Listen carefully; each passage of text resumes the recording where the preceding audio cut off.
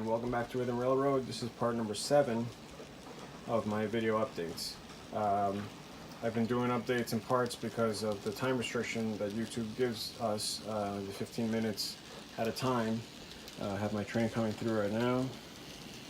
But in parts 1 through 6, I tried to get through about 3/4 of my layout.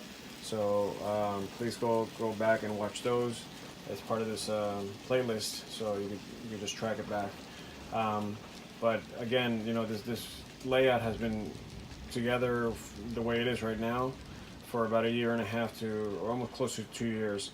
And what I was trying to accomplish here is, you know, to document all of the progress that I've done so far in parts. So I'm gonna kind of run through it right now for part 7. This one's gonna be a little shorter because there's not a lot to show you about this particular section that I need to talk about.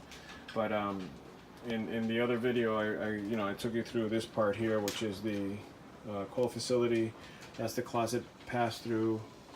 The lift-out bridge is over there, and then the shower's over there. And then I took you in this direction. Oh, this is going to be industries eventually. And I took you in this direction.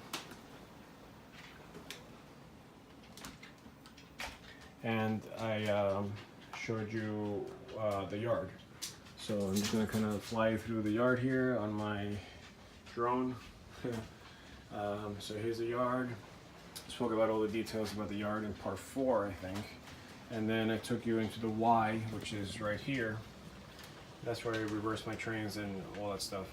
The track in the back here is the yard lead, which I wanted that to be really long, so I think I got that figured out. And then it turns around into the town. It was originally supposed to be the town of Saluda, but I decided to not do that because I was very limited by trying to, you know, do everything that Saluda was all about, and I changed it. This is the paint facility that I spoke about in part 6. I spoke about the crossing gates. I'm just going to show you as the train comes by. The infrared sensors are there, and as soon as that train passes right there, it sets off the crossing gates, which are working nicely. I have to figure out how to mount the servos a little bit better because the gates are not all the way down. And I've gotten them nice and straight before. It's just that the servos are kind of moving around down there, and that's why it's not consistent with the height. But that should be an easy fix. Anyways, here's what I wanted to get to. I spoke to you about the paint facility in part 6, but then what I didn't speak about was the tunnel and the mountain here, where the train's going through right now. So here's the deal with that. There was 2 purposes for this mountain. Number 1, it was supposed to be a scene break visually because I didn't want anybody to be able to see the other side of this, especially when you're standing on this side of the mountain. I wanted it to be kind of like no man's land over here, where you can't really tell where you're going, and then as you come around, you know, the town opens up, and then you see this whole wing in one shot, which is kind of neat for me anyway. That's what I like to see. And I like layouts where the train kind of disappears from sight. I'm not like the kind of people that like to follow the train around. So I like to see that it went through town and now it's away. It just, who knows where it went. So it almost gives it a feeling of like very long distances before it actually pops up again. That was number 1. The second reason for this mountain was that I wanted to make the double main, which goes basically around most of the layout. I wanted to make it a single main on purpose because to me, I don't know, I'm a newbie and I'm kind of new at all this stuff, but I wanted to make it more interesting for myself. So by doing that, it would force me to figure out, you know, which train has priority and how I was going to figure out, you know, the communication here. And since I have block detection now hooked up with JMRI on the computer, it helps me to do that in a way. I can walk around with the iPad and figure out where the trains are, where they're going, where they're coming from, and also switch right on the iPad all the turnouts. So by doing that, I can kind of, you know, figure out these little puzzles that I've created for myself. So that's that. Now, as the train goes into the tunnel on that main track, I didn't want to make it too long because in case something happens in there. I didn't have an access point, and I didn't want to cut a hole here, so it's just long enough where I can reach in and grab or push through, or and still clean the track in there with a with a longer stick and a Bright Boy. But the mountain, I think, came out pretty nice. The other thing that I wanted, or the other goal that I set for myself for the mountain scene, is that I wanted it to blend into the photo backdrop back there and into whatever other scenery was around it. So if you take a look, as you shoot from here, it almost looks like, it's part of that. So, you get some really nice photos this way. Once I get this covered up, it'll be better. But, eventually I'll have more trees here and it'll kind of like blend in a little bit better. But I thought that was kind of neat the way that came out, and it was my goal to do it that way. So I'm happy with that, with the results. The last part of the mountain, besides this scene break for this side, which is what I'm going to speak to you in part 8 and 9, is that I detailed the inside of the tunnel, and I did that by using a screen.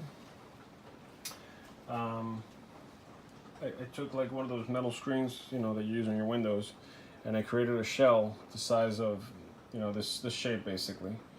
And inside I wrapped it with plaster cloth, and then on the outside the same thing, plaster cloth, and that made it hard, and it kept the shape of that whole part of the tunnel here. Then what I did is I went back on the inside part of the shell, and I covered it completely with Sculptamold, which has a very dense texture, a very bumpy texture, and that made it look very much like rock, like it was a rock inside. And the last step was that I took some gray wash, just like this stuff, and covered the inside. So the inside of the tunnel looks really good. I'm super happy with how that came out. It's my first time doing it, and I wasn't even planning for it to come out that good, but it's going to shine a light in there so you can see.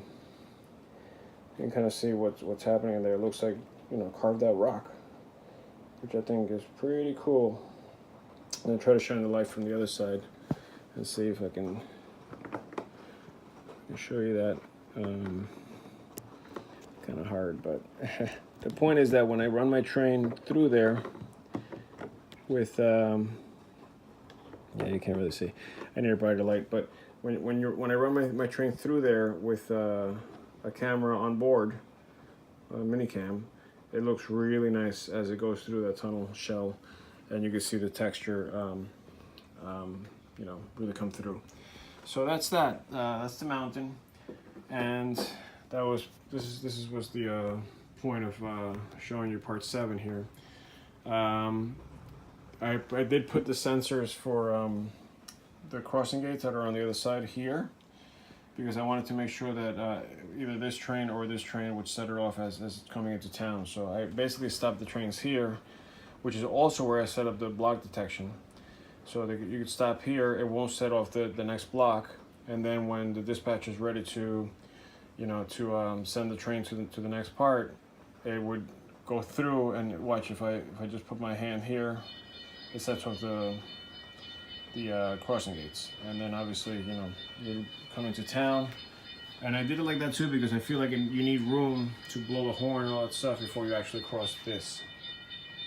And then once you get here, the other sensor is actually hiding in here, and this is just an intermittent sensor, and this is shooting the beam from here across into the store right here. That storefront right here has the sensor in it. I don't know if you can see it right there, but there's like a black circle there, and that's where it is. So basically this sensor, the way the system is set up, is a short-term sensor. So if I interrupt this, it sets off the gates, but as soon as I clear it,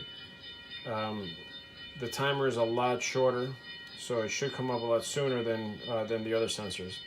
And that's done for exactly that reason, so that when you set up the first one, you have time to make it to this one, and then once you pass this one, it won't stay there forever because the train will be gone already, so it brings up the gates quicker.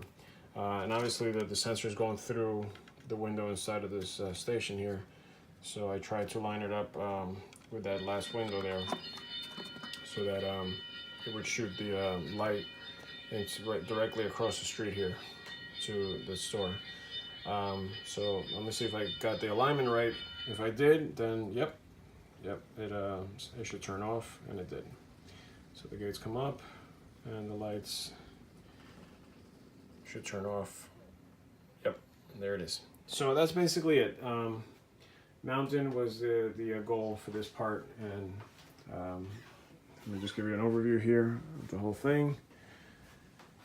There it is. And that's it. All right, so I'll be back for part 8.